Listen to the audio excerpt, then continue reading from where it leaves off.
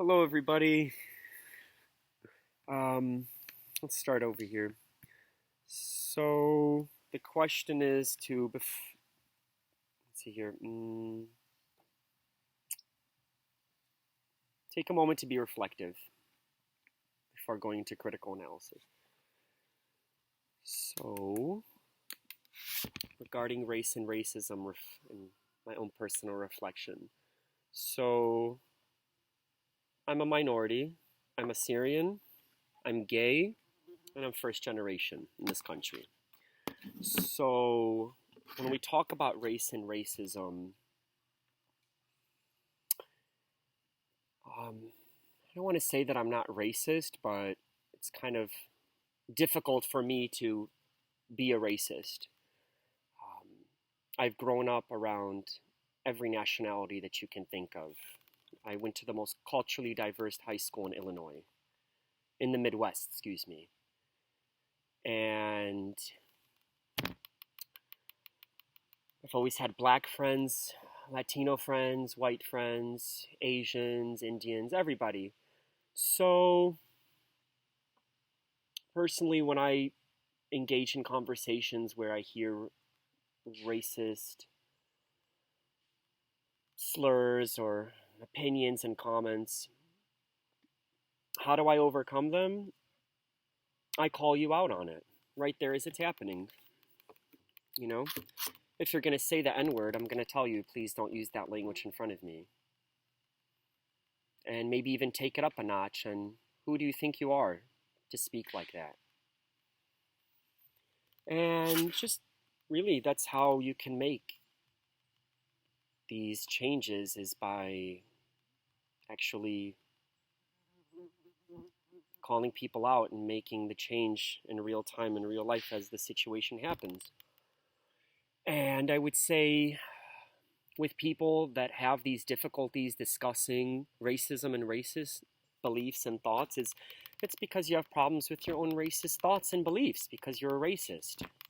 And your parents didn't teach you how to talk about the subject, and you didn't seek out the knowledge or tools to figure it out, and you don't empower yourself to go out and get educated and become aware. So that's on you. That's your fault. That's your problem. You can take so many tests on YouTube that will test your implicit bias, and the number one thing that you'll say is people who avoid talking about racism and racist thoughts and ideas are people that are racist. And in, in a family setting, personally, when this happens, I open up the topic for conversation. I like to get deep into it, and I like to call my family members out. If you're going to stop this cycle of racism, then we must look through the cycle of socialization. And when it comes to the step of doing something about it or continuing the cycle, I'm going to do something about it. I'm a social worker. That's our mission, is to create social change and to bring about social justice. And this can't happen unless we do it through our actions. We have to call to action. Everything has to be. Your thoughts and ideas and blogs are not going to cut it. And people who at least acknowledge their history and their part in racism and what they do, that's one step in the right direction. At least knowing where you came from and what you've contributed to this society and these institutions that we've created. It's becoming more self-aware. But back to my own self, about my own racist thoughts and beliefs. Like I said,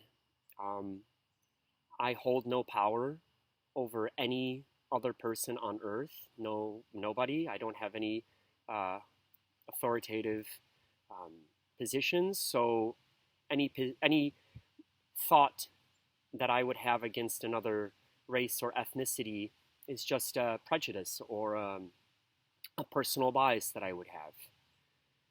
And I try to remove those every day in my life so that when my practice and my clients are in front of me and my patients, that I'm able to deliver 100% client and care focused care. So